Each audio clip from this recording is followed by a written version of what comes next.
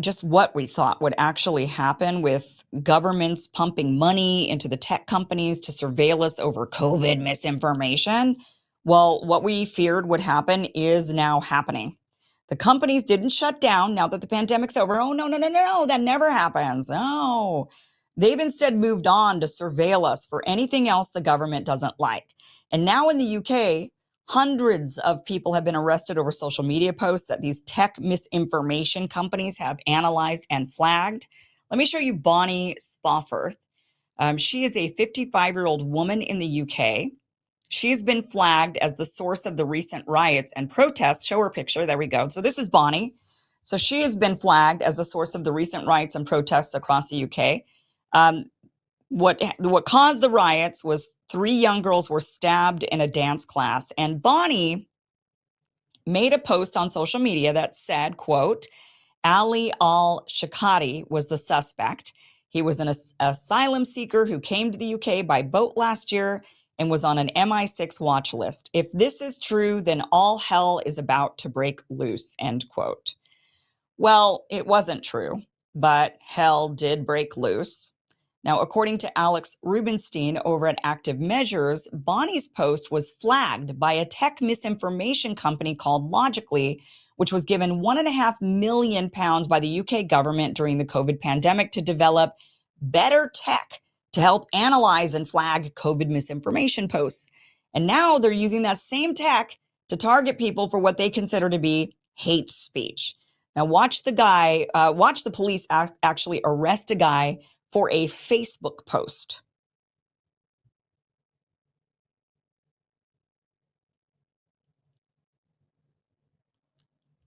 We'll get to it here. The offence of incitement. Your sentence is unavoidable.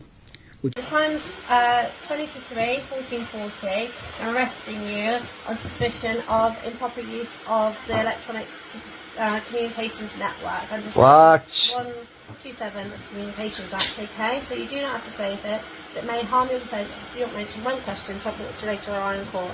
Anything you do say may be given evidence. Do you understand that? So I'm actually being arrested? You're going to be arrested, okay? Right. So you got to the police station. Right. You, okay, this is in relation to some comments that you've made on a Facebook page. Okay? Oh, really? Oh, it's a Facebook crime, is it? Okay. Right. So we need to ask you some questions about that. Right.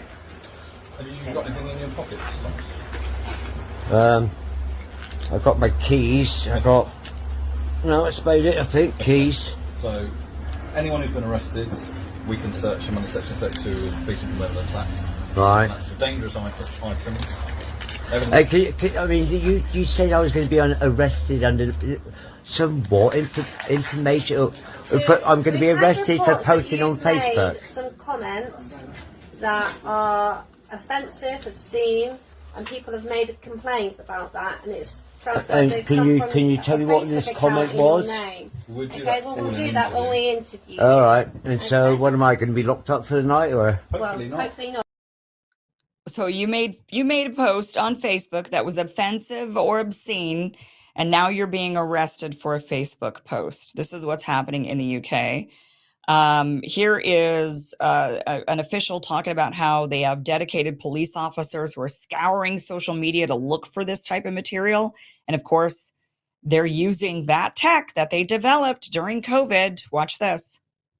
The offence of incitement to racial hatred involves publishing or distributing material which is insulting or abusive, which is intended to or likely to start racial hatred. So if you retweet that, then you're republishing that, and then potentially you're committing that offence. And we do have dedicated police officers who are scouring social media. Their job is to look for this material and then follow up with identification arrests and so forth. So it's a really, really serious. People might think they're not doing anything harmful. They are, and the consequences will be visited upon them. They also said that they're going to go after you no matter where you are in the world. One of the officials said that, well, okay, maybe a lot of stuff is happening overseas and the people aren't in the UK, but we're going to come after you. So if you make one of these social media posts and you eventually think it would be cool to go visit London, think again. They might meet you at the airport with an arrest, with some police officers saying, you remember back in 2024 when you made that Facebook post? Yeah, well, you're now under arrest for that. They've arrested, this is not the only time that they're arresting people. It wasn't just because of the recent riots and the recent, the recent, the immigration riots or whatever. This has been going on for years. Every year they arrest in the UK over 1,000 people for social media posts saying that it incites hate or it offends people. It's against their laws. They have numerous laws. They have the Online Safety Act, which they've just passed, the Online Safety Act of 2023. It's not in effect yet, but now since this riot has happened in the UK that was going on for a couple of weeks, they're now saying that they want to revamp it and actually make it stricter than it already is. Right now, what it does is it requires age verification for pornography sites. And that's how they reel people in, right? They're like, oh, you'll accept a couple of things about this. You might not like the rest of it, but it's got the one good thing that you want. And so that's why you're going to vote for it. That's why you're going to accept it. So they did age verification requirements for pornography sites, measures to reduce hate speech, harassment, and other illegal material online. What does that mean? What is hate speech? Nobody can define hate speech. Requirements for platforms to actively monitor and remove objectionable content. One thing they want to change about this legislation since the riots is they actually want to fine the platform. They want to fine the platform for every single incident, which would bankrupt these platforms, which means they would have to start censoring people on their own. And that's the point. They want these social media companies to start censoring on their own to make it part of their business strategy to censor because it makes sense for them business-wise. And why would it make sense for them business-wise? Well, because they don't want to end up with a bunch of fines from the UK government. The UK doesn't have the First Amendment like we do. Also, the Online Safety Act of 2023 introduces new criminal offenses related to online speech, including sending threats of violence, including rape threats. It's now illegal. Assisting or encouraging self-harm online is criminalized. So you can't say to somebody, maybe it's a good idea to, right. I mean, there's a lot of things that, of course, I don't think it's in good taste to do either. Any of these things, I just don't know if it should be illegal. Transmitting deep fake pornography without consent is also outlawed. Interesting. I think that there is something to that. You can't use someone else's face and likeness to have them doing things that they're not doing. I think there's probably room to make something like that illegal, but that's not speech, right? You're going out of your way to make an AI of me, let's say, going out there and beating some guy up. Like there probably should be some controls on that, especially with the way AI is going. But we're talking about speech and saying and giving your opinion. Giving your opinion on something shouldn't be made illegal, especially when they can't define hate speech. They don't know what it is. What is it? Tell us what it is, and then we'll decide if we want to make it illegal. They also say that they want to, their platforms with this online act, which is supposed to go into effect soon, says that platforms have to take down scam advertisements. They have to prevent users, especially children, from seeing age inappropriate content. Ofcom, the UK's communication regulator, has been given power to levy fines against non-compliant providers. And there are discussions about implementing a system of fixed penalty notices and penalty points for less serious breaches, similar to traffic violations. So they really want to go after people. But this isn't the only, this Online Harm Act of 2023 isn't their first speech law.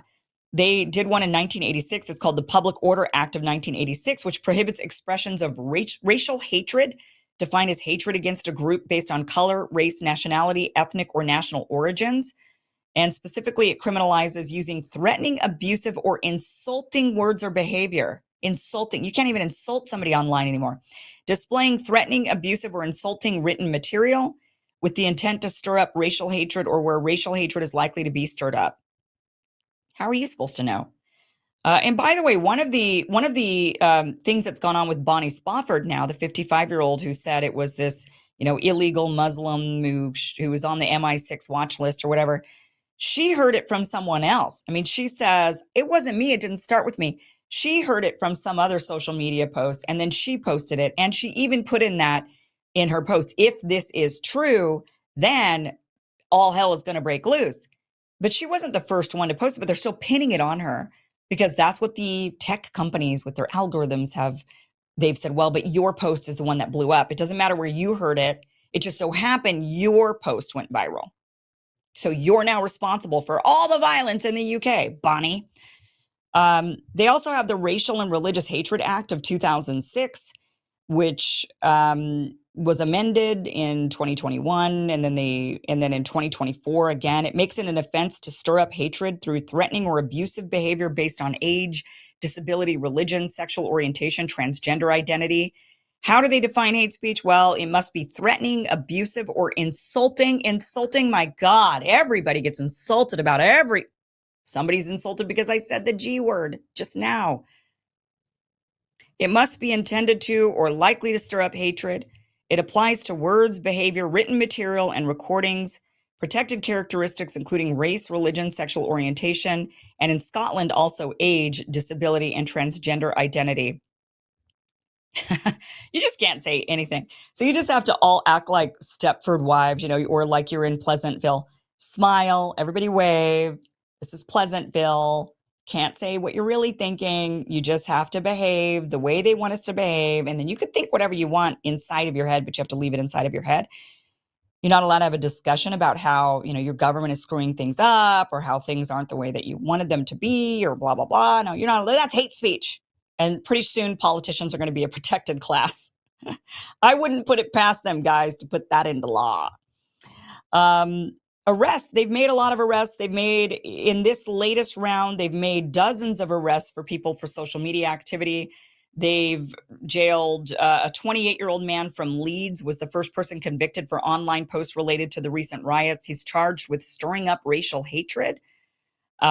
Suspended Labour councillor Ricky Jones was charged with encouraging violent disorder after posting a video online where he appeared to advocate violence against rioters. A British man was arrested for comments he made on Facebook. You watched that video. A man posting about a flag. He posted about a flag and he was arrested under the Communications Act for posting a flag leading to charges of causing anxiety. Oh, man. Now we have to be responsible for not only whether or not you feel insulted, but whether or not I gave you anxiety. Oh, man. I'm going to jail, guys. Tyler K. was arrested and jailed within 48 hours of posting hateful, riot-inciting material on Twitter. He encouraged arson at hotels hosting immigrants and boasted about evading legal consequences despite his plans. I could understand if you're saying burn the place down, that you would maybe have some sort of repercussion for that.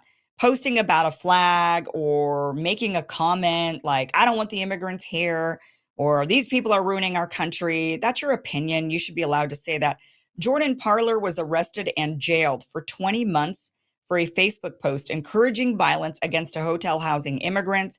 He said every man and his dog should smash the F out of Britannia Hotel in Leeds. Here's actually a video of the judge sentencing him to 20 months for that Facebook post. Watch this. Your sentence is unavoidable. Would you stand, please? The sentence that I pass has been reduced by 1/3 to reflect your guilty plea. The sentence is one of 20 months imprisonment. You will serve up to 1/2 of your sentence in custody before you are released on licence. If you fail to abide by the conditions of your licence, you can be returned to prison to serve some or all of the remainder of the custodial term. The victim surcharge will apply, and I will make a collection order. Okay, so he at least has to serve 10 months in jail. So the big takeaway, though, from this is that how are they finding these social media posts? How are they flagging them? How are they analyzing? How are they determining what is insulting or what is causing anxiety? Those are the questions that we should be asking. And that's not just happening in the UK. That's happening here in the United States. It's happening in Canada. It's happening wherever it is you might be watching this broadcast from. And the fact that these tech companies that they pump, our governments pumped a lot of money into these tech companies. They did these government, public-private sector partnership deals, and they developed these companies. They built them up. They made them flourish. They gave them the tools and the money to become big, large, become an industry complex, a censorship industry complex. And whenever you create an industry complex, people don't want to lose their jobs. They don't want their companies to go under. I mean, the pandemic's over. So theoretically, these companies that were built up during the pandemic to censor COVID misinformation, they should be gone. We should be dismantling them and saying, go get new jobs, guys. Censorship, the whole censorship trade thing is over. We're not doing it anymore. We learned our lessons. It didn't work, and it was inaccurate. And the people that were calling others misinformation were actually the ones spreading the misinformation. And so we don't need this type of industry. We don't need it. But that's not what they've done, because now there's a censorship industrial complex, and they've just pivoted. And now we're seeing the effects of that with hate speech in the UK, and they're going to pivot again, and they're going to pivot again. And what is that going to be, and how is that going to affect us? Those are the types of things we should be shutting down. We don't want these agencies to become too large. We got to shut them down now. We have to say, look, 9/11, you guys did the Patriot Act on us. We didn't think it was going to last this long. We should have put a kibosh on that nearly immediately. Within 4 or 5 years, we should have said, all right, that's got to go. We got to repeal it. But we never did. And now where is it? Now it's just too big to fail. In military industrial complex, should have put an end to it, probably in the 60s. Should have put an end to it after World War II. But certainly once we saw that it was going out of control, that there were all these proxy wars that were being waged around the world. At that time, they weren't even proxy wars. I mean, they were real wars, that the U.S. had troops on the ground in Vietnam and Korea and all of it. That should have been shut down. But it wasn't. We instead just said, well, and now here we are today trying to bait a nuclear country of Russia into a war. Whenever we create these industrial complexes, we've got to shut them down early. And since this was created during the COVID, really, I think it started more towards right after the election of Donald Trump in 2016. So we're approaching 10 years of this censorship industrial complex. Time to shut it down. Time to say, we don't want this. The people do not want this. We don't want our online social media controlled and to be told that we're inciting violence when hardly anybody, and the problem with a lot of these arrests that they've made and the people that they've charged, their posts got very little interaction. It wasn't like someone said, yeah, burn the hotel down, and a bunch of people went and tried to burn the hotel down, or it went viral. A lot of the things that they're arresting people over, only a few people saw the post and then ignored those posts, yet they're still serving jail time for those posts. Got to fill the jails, I guess, and got to keep the censorship industrial complex going. And that is exactly what they're doing. And then they use these riots as a reason. And they say, well, see, this is why. This is exactly why we have to have censorship, guys. This is why we must. It's for your safety. It's always for your safety. We must control you. We must control society. It is always for your safety. Don't you care about your safety? We do. And that is why we're watching you. Hey guys, this was just a clip of a longer show. Catch the full show by going to KimIversonShow.com. It is free. It airs Monday through Friday, 5 p.m. Pacific, 8 p.m. Eastern. You could go back now and watch this full interview. I highly recommend it. Again, go to KimIversonShow.com. Thank you so much for watching.